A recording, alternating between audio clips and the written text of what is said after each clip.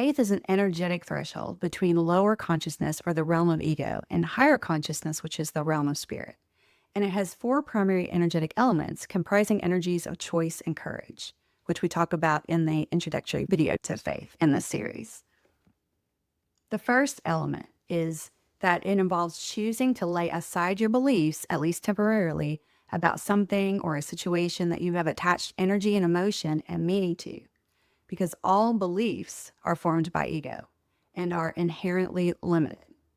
Number two is choosing to release, at least temporarily, low vibrational states of consciousness, which would include, not limited to, fear, judgment, shame, guilt, control, rage, resentment, feelings of unworthiness, etc. The third is choosing to instead move into and be consciously in a specific higher state of consciousness without proof of any situational outcome or physical benefit to you, as you feel guided, which is coming from your divine team, whether you know that it is or not. And number four, intentionally seeking to sustain the energy of the first three by choosing to also be in the energy of courage, which energetically consists of threshold trust. In other words, that you are loved and guided in spirit can be the threshold trust, and self-sustained hope, which is suspending doubt by your choice that you are and will be safe. So those are the four principal elements of faith. Now, whether it does what it's supposed to for you and helps you stay in higher consciousness is a different discussion. But before we get into that, the four most common higher consciousness states that those who are new to this energetic process are probably being guided to anchor into for this purpose are, first, the energy of compassion, either for yourself or for others, through empathy and understanding. Number two would be the energy of non-judgment, which is the conscious choice to continue to release your triggered, firmly held beliefs over and over until you receive revelation.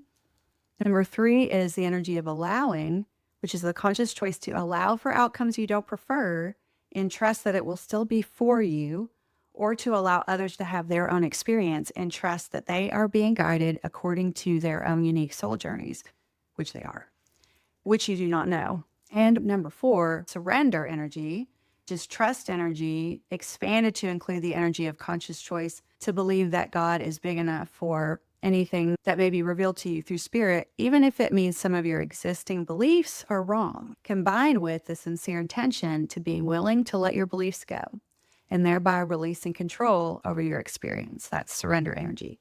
So those are all energies. They're not just concepts. So if you can't get in the energy of it, it's not going to have its intended purpose. Now, you are not intended to remain in the energy of faith because it's unstable. It's a threshold energy. If you don't solidify your energetic shift into more and more sustained states of higher consciousness, it has to be because you're continuing to get pulled down into lower consciousness states, which means you're still harboring limiting beliefs and the related untrue stories, which are continuously pulling you down into old patterns of thoughts and actions, and thereby triggering continued lower vibrational experiences and reactions because they're reflected to you, which you are attaching egoic judgment meaning to according to those same beliefs and stories. So you're doubling down. You cannot be in those energies and also be in the energy of higher truth and spirit. They're incompatible.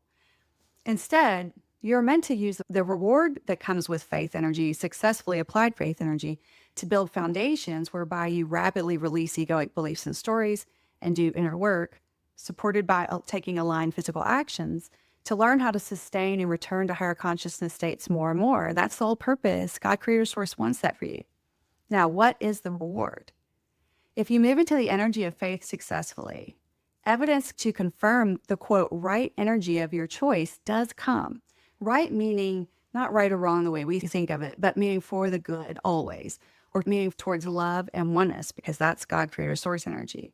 And so right energy is always going to have those characteristics, and it's always going to be for your expansion based on its value to your specific soul journey objectives. This, quote, right energy and movement for the good, towards the good, it represents the energetic states of higher consciousness and the system that moves between them, which the Bible refers to as righteousness. This confirmation that you'll get comes in the form of subsequent signs and synchronicities and outright miracles. They always come after you have the faith, not before, but also through divine downloads and revelations with higher consciousness markers that are transformational and always for the good. They're never going to bring you down. That's a characteristic of the divine energetic design. When it brings you down, that's ego. When it brings you up, that's divine.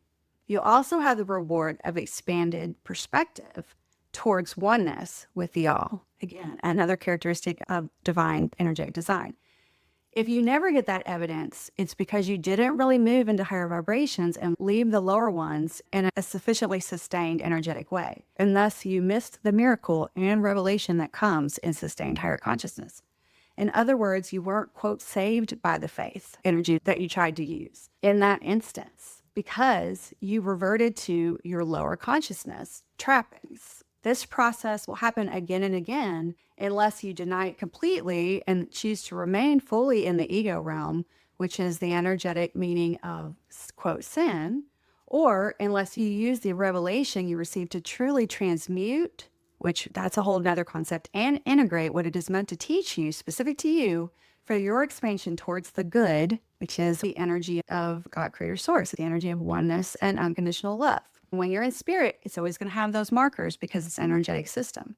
And also by increasing conscious alignment with your soul journey, because your soul journey is what, when you were in spirit still, you decided you wanted to learn, experience, accomplish, and contribute during your incarnation. If you're not aligned with your soul journey, it doesn't matter what you're doing, what boxes you're checking, what's happening in your actual reality. It won't matter if you're doing everything like this person over here or what your religion taught you or what everyone thinks is acceptable. You're always going to feel that dissonance from what your soul wants for you and what your soul designed for you when they were in spirit.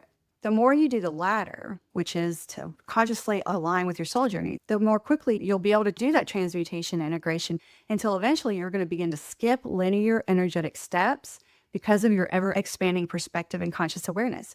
Your vibration is literally going to be faster. You're going to experience time differently, and you're going to ascend rapidly. That's one of the nice things of that higher consciousness. Even though you spend a whole life being stuck in the lower consciousness, once you get it and you start to change, it can happen really fast.